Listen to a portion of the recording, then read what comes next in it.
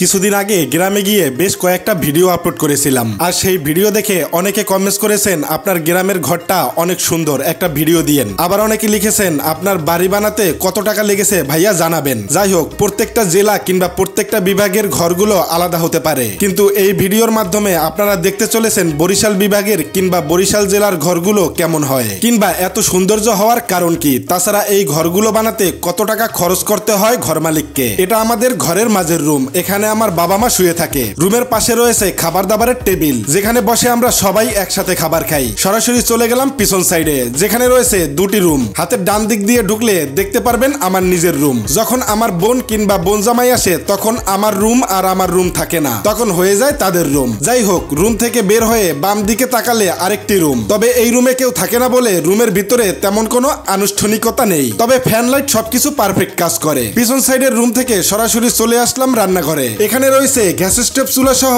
রান্না বান্না রাখার জন্য র‍্যাক। তার পাশেই আছে মায়ের জন্য নামাজ ঘর। এবার এই রুম থেকে বের হয়ে চলে আসবো বাহিরের সাইডে। বাহিরে গিয়ে সোজা বের হলে সামনে পড়বে কাঠের চুলা কিংবা রান্নাঘর। দিনের বেলায় বেশিরভাগ সময় এই চুলাতেই রান্না করা হয়। এই রমজানে হলুদ গুঁড়া, মরিচের গুঁড়া, ধনিয়া গুঁড়া, আস্তা মশলা সহ পেয়ে যাবেন দারুণ সব গুঁড়া মশলার কম্বো। থাকবে অরিজিনাল গুঁড়া মশলার গ্যারান্টি। সর্বনিম্ন 650 টাকার গুঁড়া মশলা নিলেই পেয়ে যাবেন ফ্রি ডেলিভারি। এই অফারটি থাকবে পুরো রমজান মাস জুড়ে। তাই দেরি না করে সুস্বাদু রান্না খেতে এখনই অর্ডার করুন এএস হোমমেড ফুডসের সুইজাল ব্র্যান্ডের গুঁড়া মশলা। নাম্বার দেওয়া রইল স্ক্রিনে, তাছাড়া ফেসবুক পেজ কমেন্টে।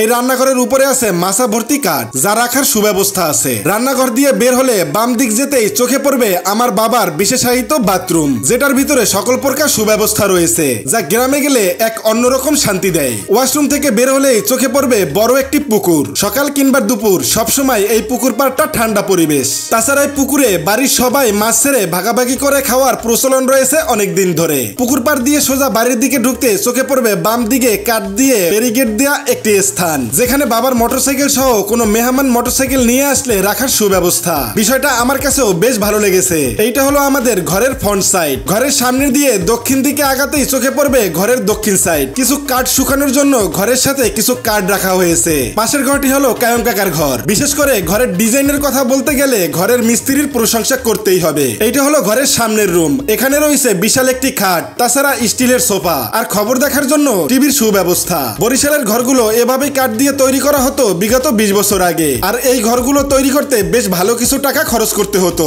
যা দিয়ে ছোটখাটো একটি বিল্ডিং তৈরি করা সম্ভব। আমাদের ঘরের বেশিরভাগ অংশ কাঠেই, লোহা কাঠ, তাছাড়া যুগের পর যুগ দাঁড়িয়ে থাকা তাল গাছের কাঠ। ঘরের পিরাগুলো চারপাশ দিয়ে পাটাতন করা, যা বেশ কিছুদিন আগেই করা হয়েছে।